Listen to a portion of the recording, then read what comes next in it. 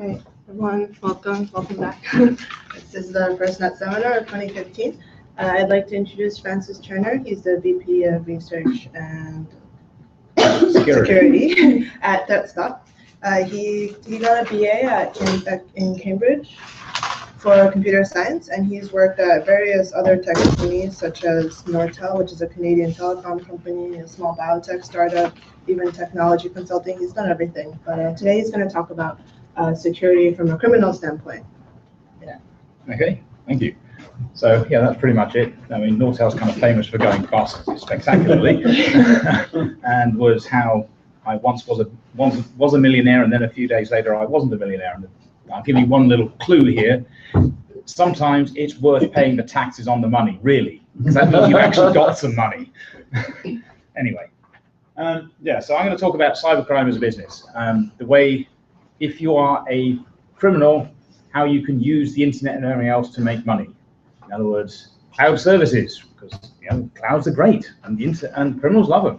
And involuntary contribution associates, that would be you, if you've accidentally got a bit of malware on your computer. So I'm going to have a little video to begin with, keep things amusing. And I'm going to talk about the cloud for business. That would be in the criminal type of business.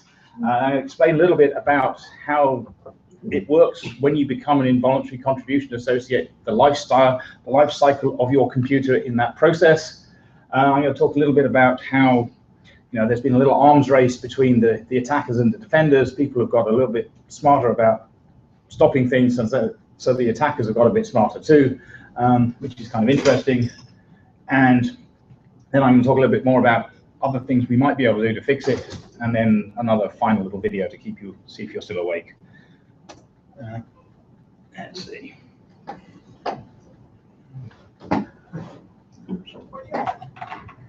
I'm president, vice business development of Russian Business Network. Let me give you a few tips on how to run a successful relationship using our retail sponsor. The first tip: inspire employee loyalty and allow all employees to use cash register to access Facebook. I love Facebook. Second tip: use the same network for Wi-Fi and back office. Much easier to maintain. And the third tip: use default password on RTP to all remote locations. It makes it easier for sysadmins.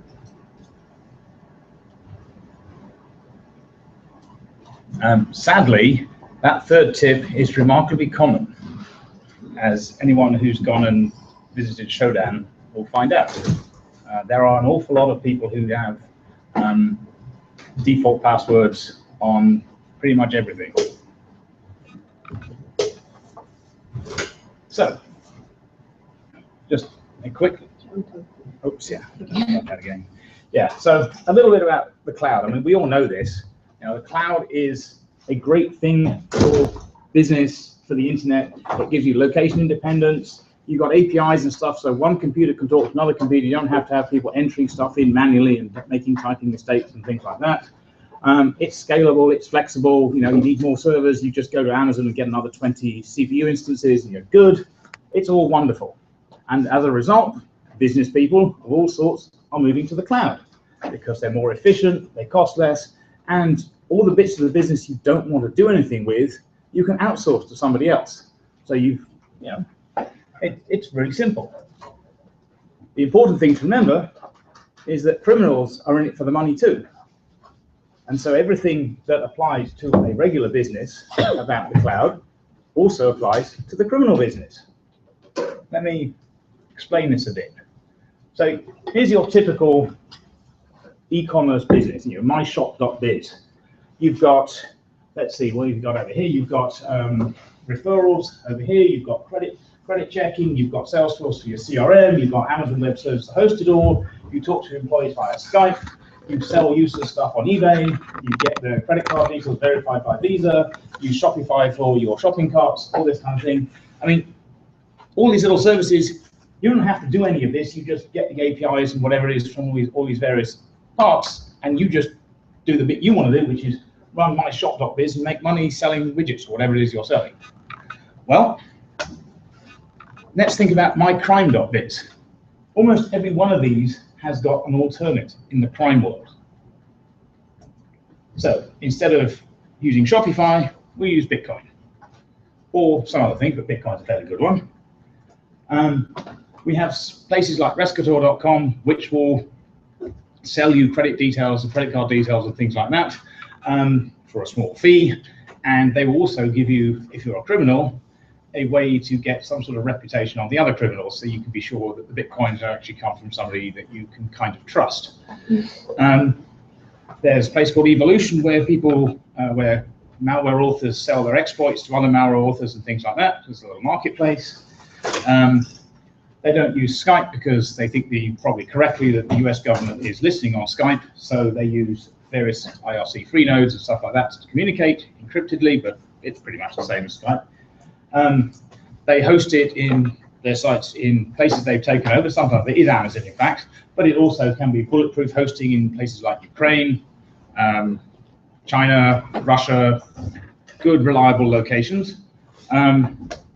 They've even got their own kind of CRM systems that they have kind of hidden away somewhere. They have their own affiliate marketing schemes, which I'm going to talk a little bit about later. Really, they've got everything. And they have their own wonderful way of doing credit checks and things like that. In fact, they do a credit check on you just fine. You know, find out the social security number, find out everything about you.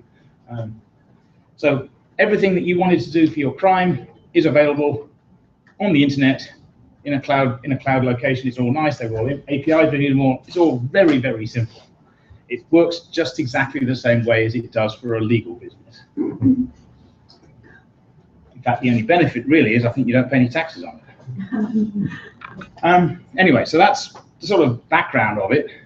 A little bit about how you get infected. So here you are going along in your business, you're getting your computer, you're using it, and you get what happens at the time when you get an infection. So I'm going to talk a bit about the scheme of, you know, the little process that your computer goes through as you get infected, and what you could do to not do that, because that would be bad.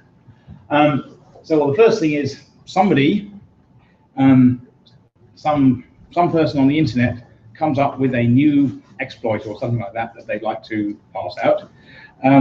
They sell the exploit on one of those forums I just talked about earlier to somebody else for a sum of bitcoins or something. And the next person, that person crafts a nice email link in a story or something like that that looks interesting. Like, for example, this one was a genuine one about a Norwegian fighter pilot buzzing a Russian MiG or something like that last year, end of last year. It was a completely genuine story. CNN had a nice, exciting video. These guys took that story and that video and hijacked it, but pretty much at the same time as CNN had the real thing. And then what they did was they found somebody else on the internet who was a bot herder who had a whole bunch of bots. And it may have been the same person. It's been somebody they rented the botnet money to send out as in saying,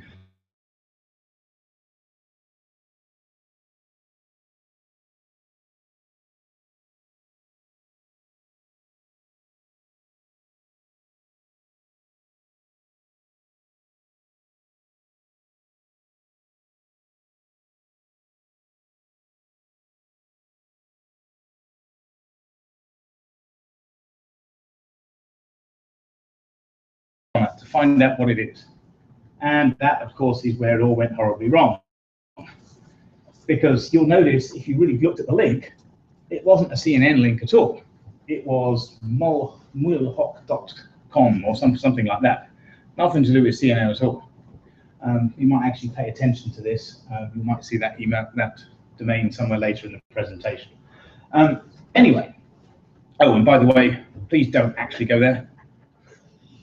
It was easier to not lie and sort of just use the real ones. It's simpler that way. Anyway. That's what you mean by hijack. Yes, the hijack. This is how you're going to get hijacked. So You said the criminal hijacked this. No, Oh yeah, the story. Yes, so they took the story. The story. Yes, they're reusing the story. I think. So Okay. CNN undoubtedly sent this email out as an alert, but the link there to the full story was to www.cnn.com/something. So they're just copying. They're not doing anything to CNN computers. Not in this particular example. Okay. No, on other examples they might do it, but not in this case. But yeah, so there you go. You read that, you go, and you want to click on it because this seems kind of interesting. And this is where you realize that if you've got any sense that you didn't want to do that, you say cancel. Because instead of downloading a link to the story, it's downloading a compressed folder called breaking news PDF something.zip, which seems a little surprising. But of course, if you're really keen to see the story because it's CNN, or maybe because that quite often it's something a bit more titillating than a CNN story, it's supposedly naked celebrities photos or cat videos or something like that. Anyway, you go click on it, you open it, you automatically run it, and then you are now pwned. Because what happens now is the exploit runs. First thing it does is it manages some exploit to get admin rights, to give itself admin rights. The next thing it does, it disables antivirus if you had it, and Windows Update, security services if you've got those running. And by the way, if you've got a Mac, it will do very similar things on a Mac, just different ones. So just because you've got a Mac doesn't mean you're actually safe. It means you're safe. You're only somewhat safe. Anyway, having basically taken over and disabled antivirus and anything that could stop it, the next thing it does, it goes to some semi-random domain and downloads something called logo.png. And the reason why it downloads a thing called logo.png is that depending on what network you're on, there are lots and lots of IDSs, IPSs, things like that that will scan network traffic to see if it looks suspicious. And typically they go looking for things that are called .zip or .exe or .something else. They don't look for something called .png because I think it's just a graphics file. Don't pay attention to it. And sometimes it may actually have a little bit of graphics in the front, sometimes. Usually not. Usually they just do a rename because it's simple. It's simple enough, people don't check. But I have occasionally seen it where you will actually have an actual picture, but at the end of the picture, there is a whole bunch of extra stuff, which is actually the executable that I tried to download. Either way, it doesn't really matter. It gets downloaded, it gets copied to someplace suitable where it can be run, and with a random name that isn't going to clash with anything else. Then, since it's got admin rights, it creates a service on the computer calling itself Google Update Service, because that's not clearly trustworthy. I mean, Google must be safe, even if you don't use Google for anything. It creates a bunch of registry keys that look legit, like this.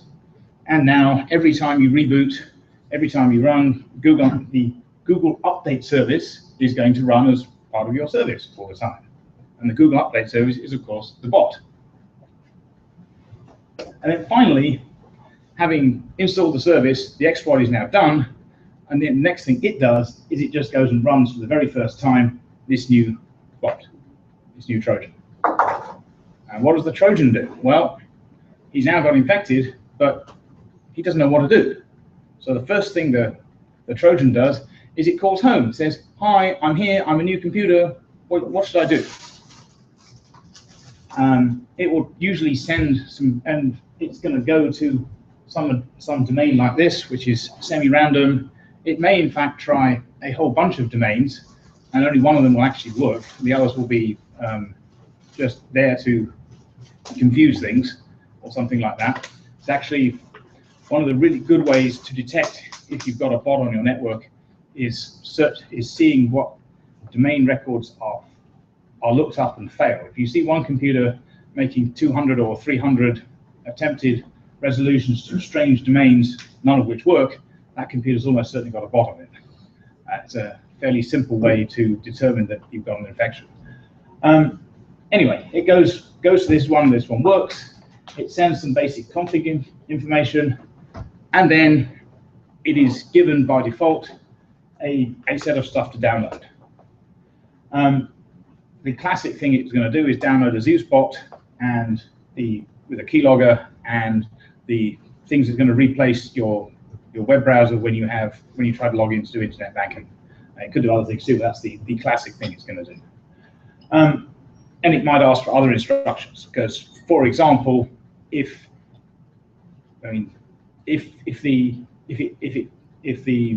what it sends up is interesting, the bot herder can go, okay, well, that's an interesting location. Instead of doing the Zeus bot like I wanted you to do, I want you to do something else because I'm being paid by somebody else to infiltrate the CIA or whatever it is. So if they figure out it's the CIA, they'll run something different on it. Either way, let's assume that you're just a regular user, so they're just going to steal your money. Well, so now the Trojan is running, the Zeus bot is running, and it knows what to do. And since you're in America, it got a whole bunch of details about American banks. So we've got Bank of America, we've got Chase, we've got Wells Fargo, whatever. If we were in the UK, it would be Royal Bank of Scotland, Barclays, NatWest.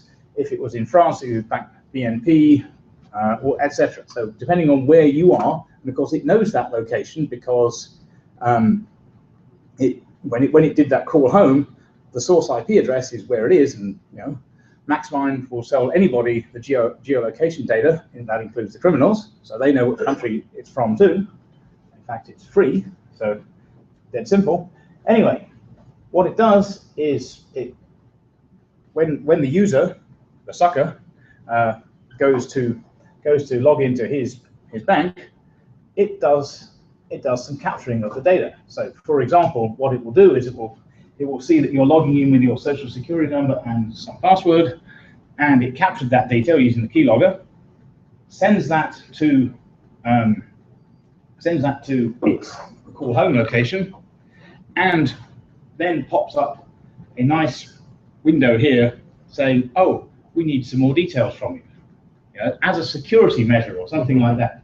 To better serve you and protect your identity, we are updating our system. They use the words that make it sound really plausible. And usually they are pretty good at English or French or German or whatever language it is. So it looks reasonable. Sometimes you can tell because quite often these people are from Eastern Europe. Eastern Europeans, or Slavs in particular, have a problem with articles. So in English, they get the and a wrong. And also they get he, she, and it confused too. So you can sometimes, but not always, sometimes you'll find a bit of strange English, which will give it away, but usually you don't. But what would give it away right now is they're asking things that they would already know and which you should never ever tell anybody on the computer, like your card PIN number. Don't do that. Anyway, but undoubtedly, lots of people will fall for this. We know lots of people fall for this because the criminals are in it for the money and they keep on doing this. They wouldn't keep on doing it if it didn't work, and it clearly does work. So anyway, there you go. They've got all your banking details. They've cloned your credit card. They've sold it on Rescator to somebody else who's now going to go to Best Buy and buy lots of stuff from you, for you, as it were, and get it delivered somewhere else. The criminals can then resell. All sorts of good things are happening. Well, that was nice, and it's possible, and I could talk about this a little bit. It's possible that in the process of buying getting your banking details, whatever, they discovered you actually worked for, say, a small business, and you got logins to the small business bank account. So one of the fun things that I'm not really just discussing here, but it's related, is if you're a small business, one of the things that is interesting about this is, as a small business, most of the FDIC insurance things don't apply to you. They apply to consumers. If you're a business, you're supposed to be smart enough to not fall for it. So therefore, you don't get the insurance that automatically covers you. So if you're a small business, and as happens frequently, a Zeus bot gets into your network and identifies that you're a small business, it will do some additional steps to, for example, transfer your entire payroll to the criminals. And most small businesses go bust at this point. because if you've got 2 weeks worth of payroll or a month's payroll, that's usually it. People don't usually have a spare month worth of payroll. It's extremely common that if the payroll disappears out, even if the bank can't get it back, that's it. Business goes out of business. Quite often they try to sue the bank, and right now the banks mostly say, well, it was your fault. You got the infection, not us. We can prove it. It was the instructions to transfer the money to new accounts all came from your computer. So your problem. You should have had better security, not our problem. If you ever run a small business, be very careful there. Yeah. So the system to manage the payroll is like some website or something? Well, typically what it is, it's like do you do internet banking? Right. Well, it's typically very similar. I mean, there's typically a sort of link from QuickBooks or something like on the financial person's computer to the bank, and so what will happen is the bot will go using the keylog and they'll get the passwords to QuickBooks or whatever. It will then go change the banking details of pretty much everybody, and maybe give people a pay rise too, which is kind of nice, except that sadly the pay rise isn't going to the person, and then transfer the money. And what happens is what they'll do is they'll use money mules to do it. So it's not like these are the people who you see these spams saying work from home, £6,000 or $6,000 a month or whatever it is. Don't ever fall for that, because what you're going to do is you're going to process payments. And what those payments that they're processing are the money that's been stolen from somebody else's bank account. It gets transferred to yours. You process the payment by sending it out on whatever it is, Western Union or something like that, to the criminal. And when the cops track down that the payment went where the payment went, they go and knock on your door, and eventually you get arrested. Typically, if you do fall for the money mule thing, your life as a money mule is about a month, and then you're arrested. So, and you may have got $6,000 in that first month, but you'll never get another $6,000 ever again. At least not from the criminals, because you won't be a criminal. You won't have a bank balance anymore. You won't be allowed to touch the computers and things like that. So in the money mule case, if I fell for that, they're actually going to send me money and give me $6,000. Yeah, they'll send you money and they'll say you're allowed to take a commission of 10% or whatever it is on all this money. And they know how much money it's gone, so if you try to rip them off, but they won't send you a second check anyway, or second set of money. But the other thing is that they'll probably call the police on you themselves. They have done that. Yeah. Could you give a sense of the orders of magnitude you're talking about? Like how many small businesses would this happen to a year? If you go look at Krebs on security, he has a whole category of it. Okay. I don't know how many there are, but it's in the order of tens or I don't know, tens to hundreds, small, low hundreds. But it's frequent enough that, or has been frequent enough that people know about it. As I say, sometimes it can be interesting. So, for example, I've probably all heard about the Target attack a year ago, a bit over a year ago, where they got in via a small business that was doing the cooling and heating systems. So what almost certainly happened there was that the criminal, it was just a standard bot that got into the HVAC system company's computers, and that information was then shared on a forum somewhere saying, hey, by the way, I've got access to this HVAC guy who's got access, looks like he's working for Target. Anyone want to rent this computer and do stuff with it? And they probably did. We don't know all the details of exactly who rented it to where, but almost certainly the first guy was just for seeing what he could do on the HVAC, and then once he then was discussing on one of these criminal forums with the other guys who are like, oh, that's a way into Target. We can make lots of money on that one. All right, let me buy access to that computer from you. And they trade this stuff all the time. Anyway, so one way or another, they've got the money out of you that they're going to be able to get out of you, got the access controls or something else they wanted out of you. Eventually, you're useless. You've probably run antivirus about 5 times. Your bank balance is now empty or close to empty. You've changed your credit card details, everything else. You're not using internet banking anymore. You're not much use to them. So they sell you on down the river to somebody else. And they sell you on to some guy who's going to put a little bit of ransomware on your computer. And what ransomware does basically is it decides to encrypt all your files and then say, if you pay us some money, we'll unencrypt them. And this is exactly what this is an example here. So the Zeus Trojan does its call home, and instead of downloading some other stuff for the Trojan, it downloads a new file, Encryptowall 2.0 encryption file, and it runs it. And what does that file do? Well, what it does is it does a call home. It does a call home here to say, hi, I was called from this guy, so you need to pay the owner of this guy a little bit of money for this. This is pay to infect. And it's real. It's affiliate marketing the criminal way. And it's just like on banner ads and everything else, you get click through and you do it. These guys have exactly the same systems.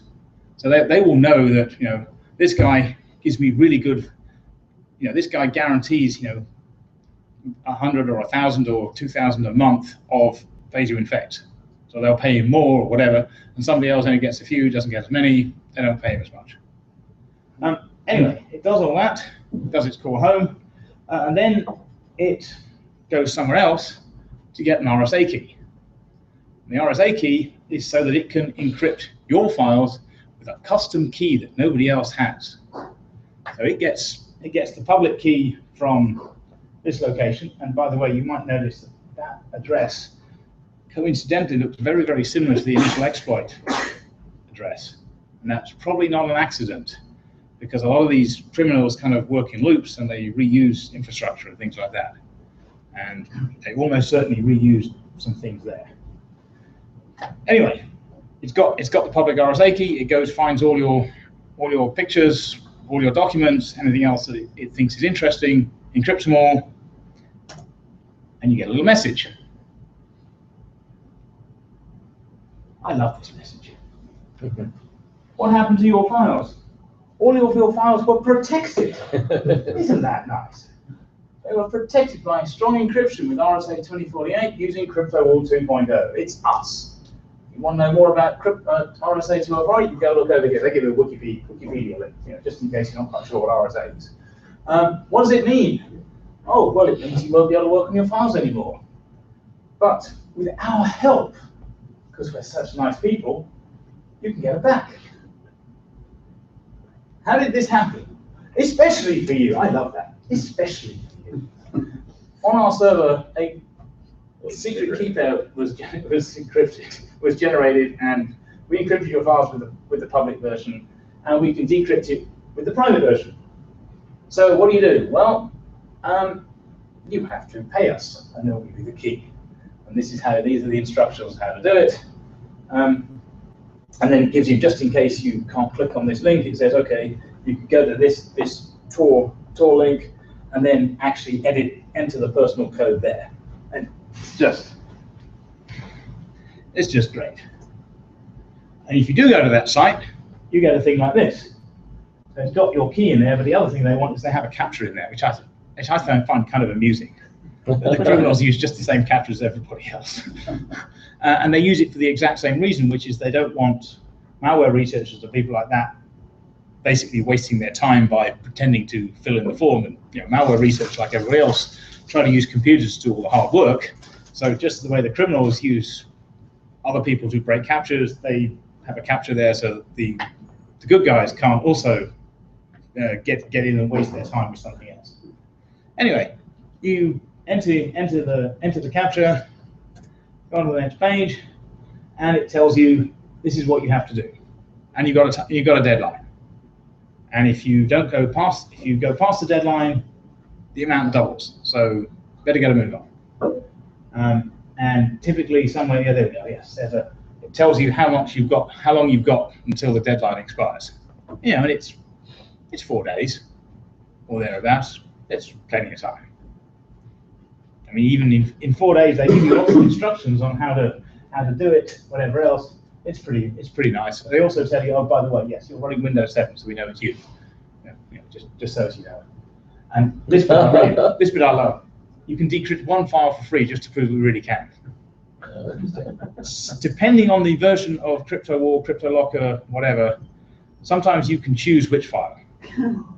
Sometimes you can't. Sometimes they just decrypt one file for you. But it's never quite sure. But they also tell you the FAQ is quite nice, because the FAQ gives you lots of instructions on how to get a Bitcoin. Because a lot of people haven't done a Bitcoin before, so this is how you buy a Bitcoin, because they really want to get paid. So they have really detailed instructions on how to get a Bitcoin. And if you get stuck, you can actually email support and say, "Help! I can't get a Bitcoin." Seriously, it's a beautiful service. It's just classic web business. It really is. Anyway, there you go. The internet and cloud services are great for business. You can recruit, as we said, the involuntary contribution associates via customized mass emails. And you also, as I talked about earlier, recruit the financial transfer associates, i.e. the money mules. You can synergize exploits to produce globally distributed cloud platforms. I like that buzzword bingo. You can leverage social media and financial sponsors. So social media sponsors would be Facebook and people like that, Twitter, whatever, and the financial sponsors would be the banks with weak security systems. Also people like Target, although those might just count as very large involuntary contribution associates, depending on where you look at it. And you can apply encryption to protect critical data from unauthorized access. And once you've done all that, unlike the underpants gnomes, you really can profit. Money, booze, hookers, everything. There you go. And since you're in Russia or something like that, you're probably pretty safe from getting arrested. So that is the criminal life cycle of your computer as it got infected, and what you did, how you would enrich, become an involuntary contribution associate, and enrich some nice criminals in Russia. I'm going to talk a little bit about the arms race. We've had, initially things were dead simple. Banking was so easy; it was like a username and a password and nothing else.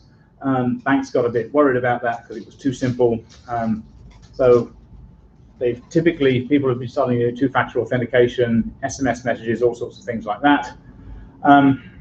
Well, the criminals have got a workaround for that, which they infect your phone as well. That solves that problem for them. And by the way, that absolutely works on iPhone. They'll typically have an iPhone app and an Android app. So whichever one you have, you still get infected. What they don't have, interestingly enough, is an app for an old Nokia. So if you were doing e-banking or something like that, and you wanted to be secure, I'd use a really old phone, a dumb phone, because a dumb phone, you can't get infected.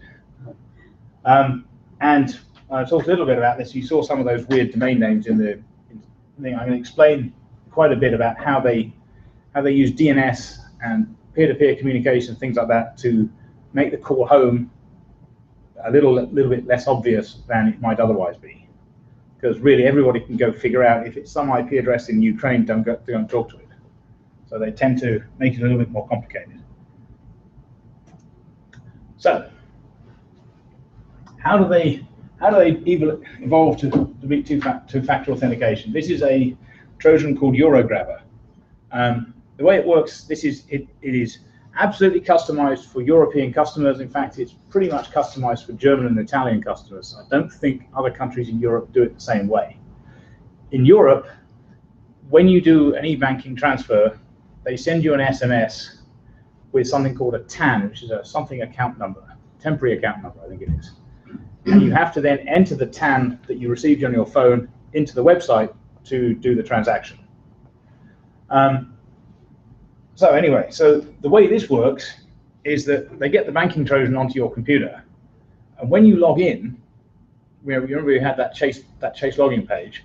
When you log in after that, they redirect the page to their own page, and their own page says effectively, in order to improve security or whatever like this, we'd like you to download the following app for your phone, which will, improve the security of the TAN process or whatever it is. They have some good words around it, and they'll have lots of detailed instructions on how to do it, and they'll tell you things like, download from untrusted locations has to be switched on, and when you see if you're running Lookout antivirus, switch it off because it will complain, don't worry about it. All these things, it sounds, and because I don't know how many of you, but pretty much every time you install a program on Windows, they say the same things about, don't to turn your antivirus off while you're installing this program. People have got so used to it that they do it anyway, and that's kind of deadly. So what happens is that they downloaded the app onto your phone. What they've also done is got your banking details as much as they can out of the computer into their nice drop server, their nice secure server. And then what happens is, when you decide to be a customer and go actually make a payment, they then hijack the payment. So what happens is, you the customer go to your online bank to do something. The bank sends you the SMS message for that transaction, the thing you're supposed to enter, to your phone. Well, what they do is they hijack that. They put up, because that was the app on the phone. What the app on the phone does is it hijacks or delays that message somehow so that you don't see it. And in the meantime, while it's delaying it, what it's actually doing is sending it to the CMC server, that same server, which then makes a transaction on your behalf. And the transaction on your behalf, of course, transfers the money to the mule account, who then, who then forwards it on to the criminal. And then, of course, and this will happen quite often, is they won't do it for every transaction. So what happens is, every second or third transaction, you lose the TAN. And you just go, I hate my mobile operator. They keep on losing these SMSs. It sucks. I should go to Vodafone instead of T-Mobile or whatever it is. Not realizing that actually it's not the operator that's doing it. Your phone just is receiving the SMSs. It's just that the criminals are hiding that from you and forwarding them on. But how can that work? Because isn't the TAN only good for your transaction, not for some other transaction? But they also, so they control your web browser too. Oh, I see. So you put in one transaction. You put in one transaction. And they submit another one. Yes. And it's the other one that the TAN's going to work out again. Yes. So you submit they give you a totally different transaction. And that's why I say, you then wait 5 minutes, don't get the SMS, submit it again, and this time it works, except that a whole bunch of other money left first.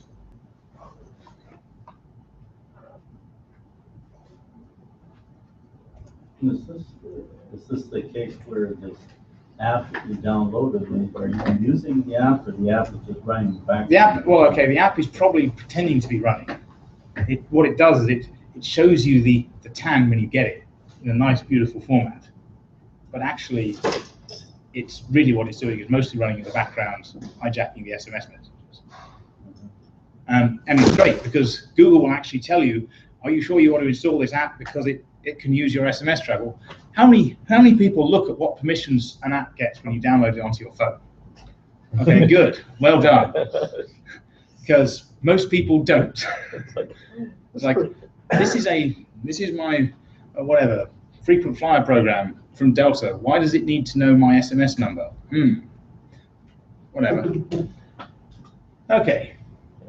So, yeah. Is there a reason that the criminals don't wipe out your entire bank account at once? Is it just that that's too easy to trace? Yeah, it's too easy to notice. Also, typically banks notice when your account goes to zero.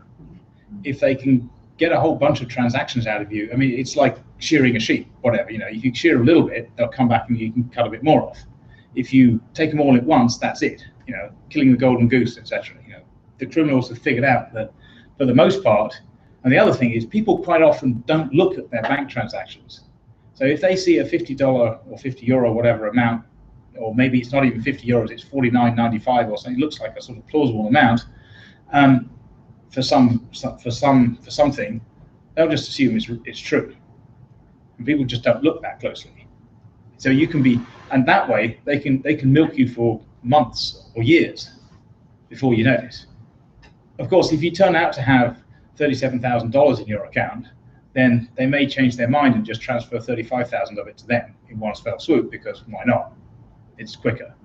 But most people don't have a huge amount of money in their bank accounts, so they can't transfer a lot at one time. It's much easier to just get a regular cycle going, a regular payment program is what it is.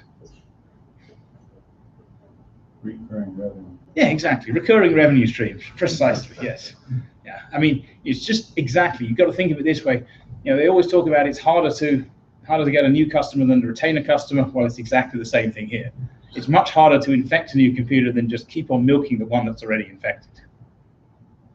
Really, all those marketing terms and business terms you learn about, the criminals have a version of them, and it's just as true for them as it is for in the legal world.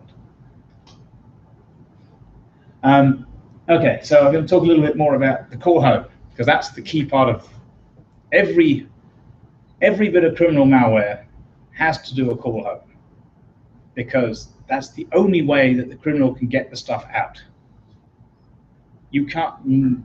Nobody has yet managed to get a bit of malware, and I hope they never will, that is so smart that it can do everything automatically, empty the banking details, whatever it is, and not tell the criminal, and not ask the criminal for instructions, the controller for instructions.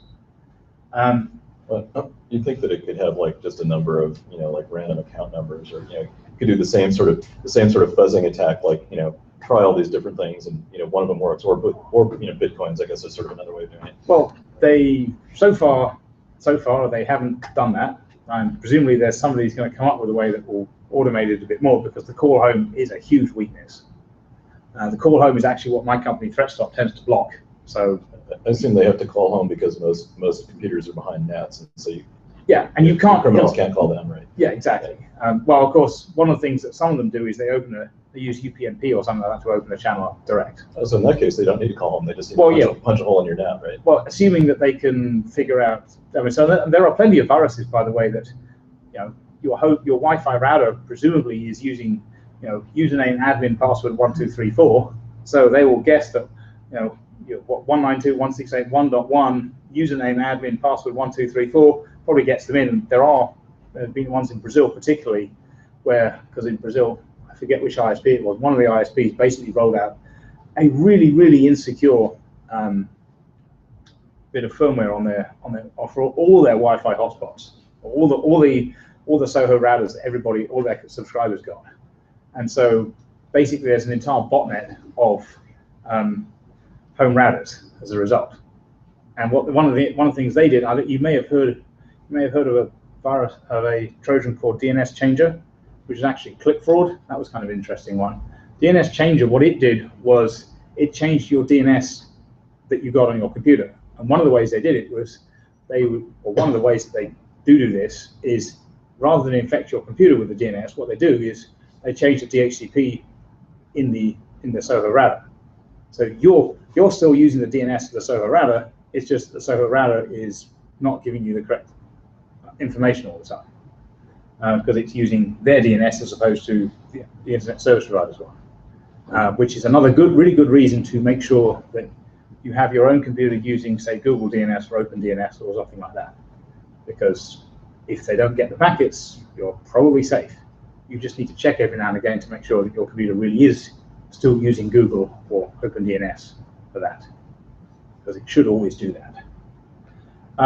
Anyway, the call home, as I say, I mean, originally there was hard coding, and hard coding turned out to be not terribly efficient, because first off, they had to have a server in one location. If it got taken down, they were in trouble. Secondly, all these malware researchers and smart students like you guys would go and disassemble the code and go, oh, look, there's an address 5.79.86.19, port 1234. We should block that. And, you know, antivirus and everybody else would start putting rules out and snort signatures and everything else, and that traffic would get blocked because it was too easy.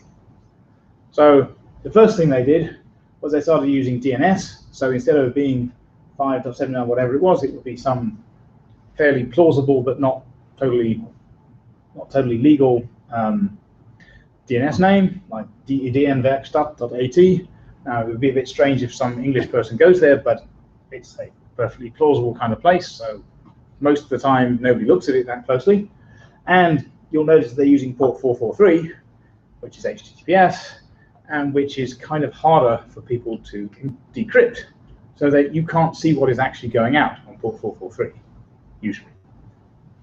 There are certain cases where you can, but mostly you can't. And people like Google, and this mostly it's a good thing.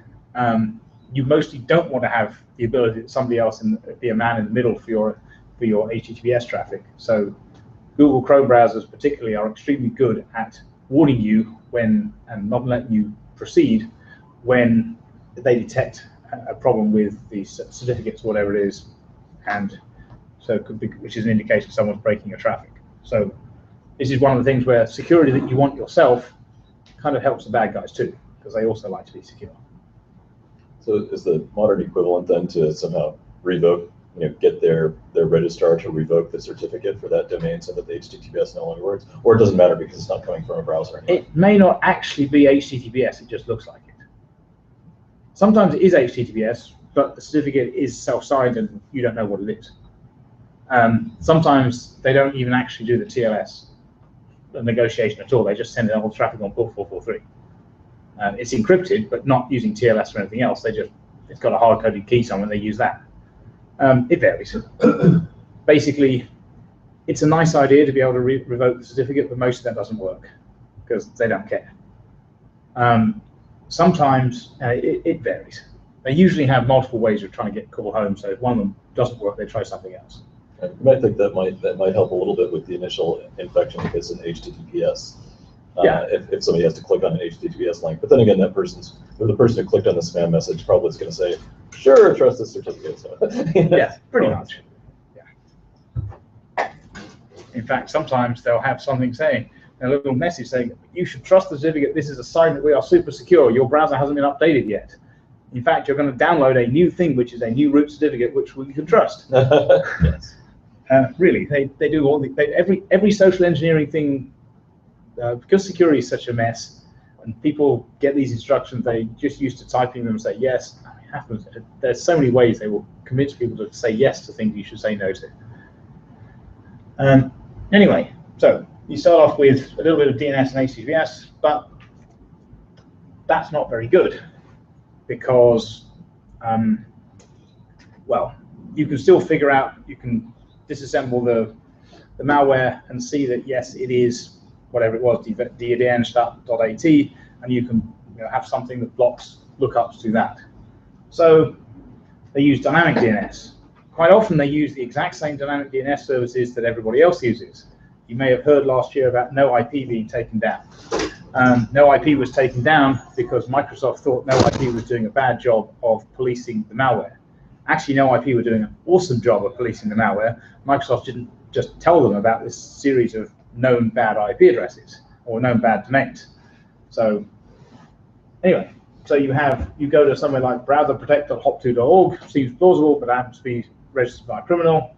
The IP changes frequently because it's a fast flux domain, so they keep on updating it continuously with different bots. This is almost like a peer-to-peer thing. Basically, every bot or various bots become like Skype sort of master controllers, and they take it in turns to update the dynamic DNS name to their IP address. Yeah. Yeah. So, and then this, I just want to point out, you've been talking about how the criminals always ape the legitimate domain.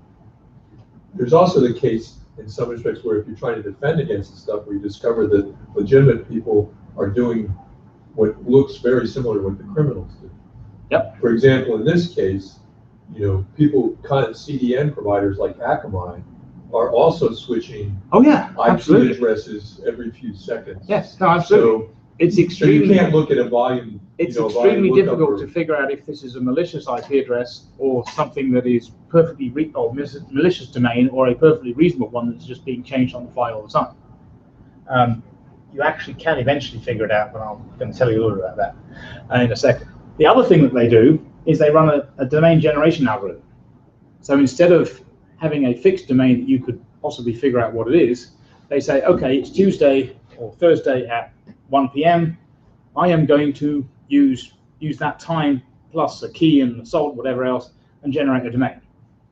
So you'll get some sort of weird long string like that, and they'll go try that because they know that. And the important thing there, this is what I was saying earlier about if you see a bunch of lookups that fail, that's a hint you've got a bot on your network, because they'll only register one of these strings a day, but they'll generate maybe 1,000 of them.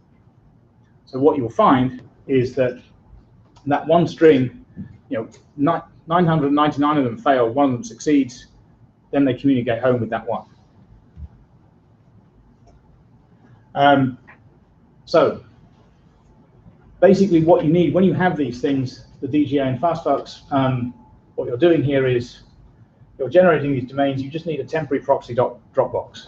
And actually one of the interesting things they quite often do is they actually do use services like Box and Dropbox briefly. They just redirect things to them. You need a temporary proxy Dropbox server, which can be anywhere, can be an Amazon Web Instance, actually quite often is that as well. But what you do need is the long-term root secure DNS server.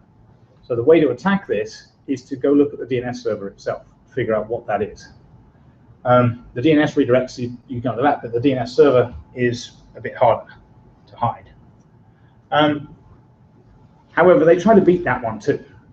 Because what they do is they'll give you, this is a real example. You'll notice they have a DGA like this. You look it up. It's got a perfect legit long time period thing of a name server of this.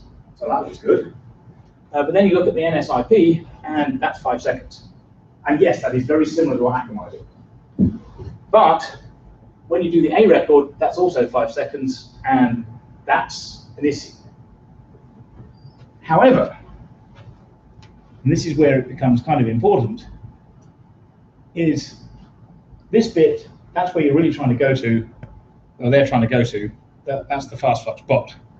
That's, it's hard to block that because there can be hundreds of things here and it changes every 5 seconds. What you've got to remember is the way that it works to do that DNS lookup. So you're looking for this address. The first thing you do is you get the NS for .NET.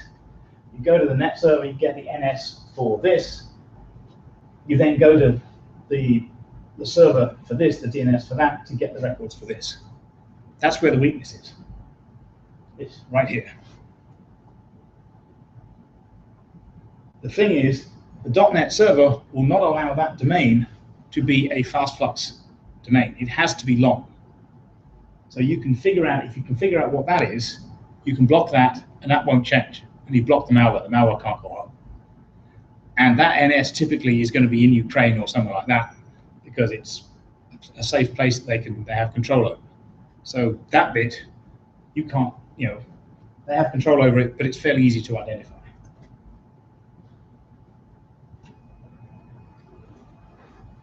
And just be, excuse me. Yep. How do you block? You're saying you can block the name server? For yes. So this you can block. So there's a okay. So jump up slightly. There's a thing feature in Bind called RPZ, Response Policy Zone. RPZ allows you to have records that you can basically look at the response, and based on anything on the response, decide to block. One of the things you can block is the name server IP or name server domain name, NSD name or NSIP. So that's how it works. That's how you can block it, and it works beautifully. Although quite often the other thing you can do is block the NSIP as well, because it turns out that although that may have a very short TTL, it doesn't vary very much because they can't vary it without breaking a few other things. But that's the key part, is the glue record here, because this has to be in the .NET domain with that long time period. So that can't expire quickly. Okay, so brief commercial. ThreatSTOP, what we do is we provide active block lists for firewalls. So what we do is we stop the call homes by blocking IP addresses and name servers that you would otherwise try to go to get that call home working. So that is it for the commercial part. But didn't you just advise us to use Google DNS? Well, that will be fine. Go use Google DNS. That's another way to do it too. But people, so the thing, okay, so Google DNS. But Google DNS won't have this nice property. Well, maybe it will if it's Google. Maybe Well, maybe Google also. do certain things, but so the trick is Google. That's the DNS record. Yeah. If for some reason Google isn't protecting your DNS, that particular malware, because quite often they don't know about it, that doesn't stop the call home.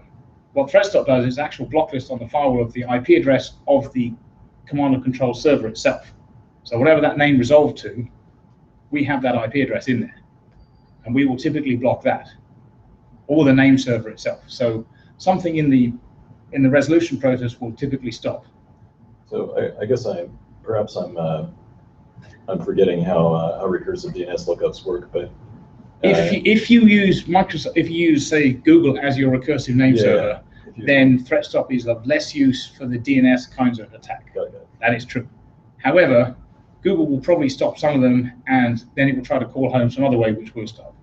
So I mean, the whole point is absolutely there is no single bullet to security. Defense in layers is key. You need to have multiple layers of defense and have them all checked regularly. So. Sorry. So these are like physical firewalls. They're not software firewalls that run on your computer. Yes, can be either. Of course, the problem is you run it on your own computer, the antivirus will disable it, or the malware will disable it if they can. So it's better to have something on the network, in my belief. On your router, which unfortunately you can't has a broken version of Bash burned into its firmware permanently. So. Well, yeah, but hopefully you. Oh yeah, that was kind of funny. Guess what? We also work on the inbound side, and we got the list of the Bash scanners, so that didn't actually work. Yes, days after the shell shock was released, you saw in the entire internet was searching everywhere for shell shock vulnerable stuff. We had a list of the noisiest scanners. We blocked them, which meant that even if your router was in fact vulnerable, chances were the bad guys didn't know it because we just blocked the initial TCP SYN anyway, so they thought there's nothing there. That worked great. Let's have the final message from the sponsor.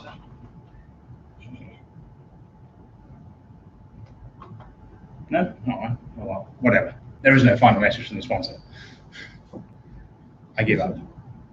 So is there anything where you can end up infected without actually going through this whole sequence? You click on something, then you get asked, oh yeah, can I download this? And so on. Yeah. Cancel, but at the point of saying download, you can get infected multiple different ways. That was an example. You can get infected by somebody giving you a USB stick with something on it that happens to be infected.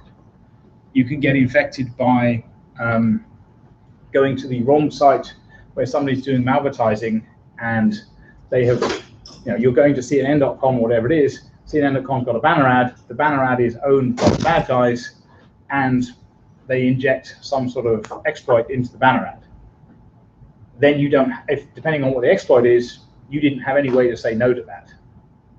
So you get infected just by clicking on the banner. Well, not even clicking on it, just visiting the website. Just visiting the website, displaying the banner ad. This is the dark underside of things that I find that Google and Yahoo and others are less than forthright about. I would strongly recommend that you run no script, ad blockers, whatever, on every browser that you use to go to random sites.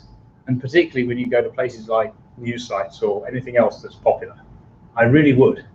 Because what happens is, basically the whole ad chain is a huge chain of syndications, sub-syndications. They can't track it. They can't track it. And the thing is, at the end, the guy, I mean, they've done this. The guys up in San Francisco, Risk IQ, have done a whole bunch of documented examples of this. The bad guys will set up an ad campaign, pay $100,000 for it, and only in the last 2 hours of their ad campaign will they put the malware on.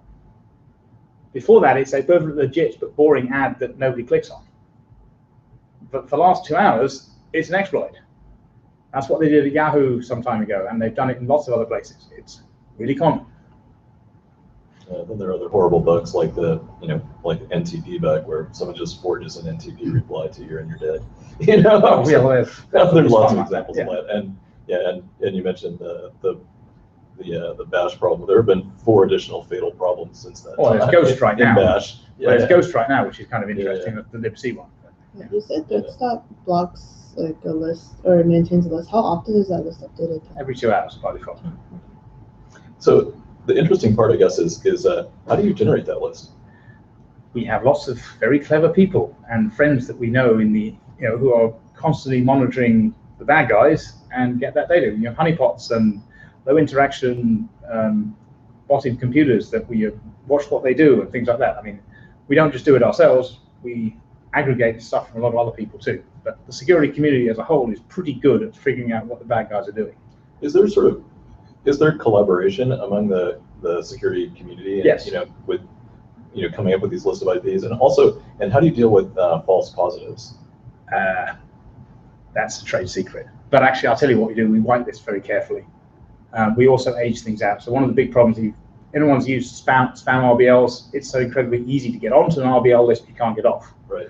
One of the things ThreatSTOP does, it's one of our big advantages, is if we haven't seen you before as an IP address, you'll drop off the list within 3 days.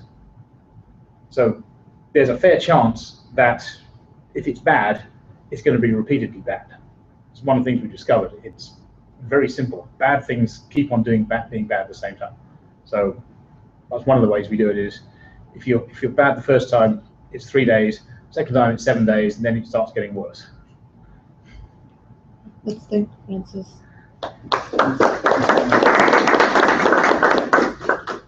Thank you. Oh, and by